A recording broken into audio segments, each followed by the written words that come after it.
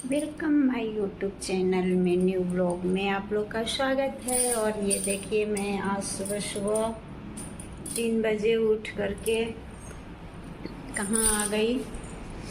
ये देखिए मैं सासाराम आ गई लॉज में। ये देखिए इधर मंडप है शादी के लिए। सो कि आज सुबह उठी मैं और मैं चली आई। सुबह 5 बजे मेरा ट्रेन था और मेरे पति देव और मेरा बेटा बाइक से रोड बाई रोड आ रहे हैं, बट मैं अकेली रेडी होकर के मैं अकेले चली आई ट्रेन से, क्योंकि बाइक पे 3 लोग नहीं ट्रेवल कर सकते थे। इसलिए आप लोग बने रहिए, मैं बहुत अच्छे ब्लॉग दिखाऊंगी आप लोग को।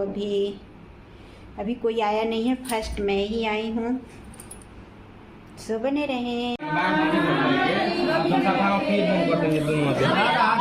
ओम दीपोजोते दीपोजोते नमस्तुते दीपोहर्तु पापम संध्या दीपोजोते नमस्तुते शुभ करो कल्याण शत्रु ज्योति निराचा दीपोजोते नमस्तुते बोली ओम अग्नि देवताय नमः बोली ओम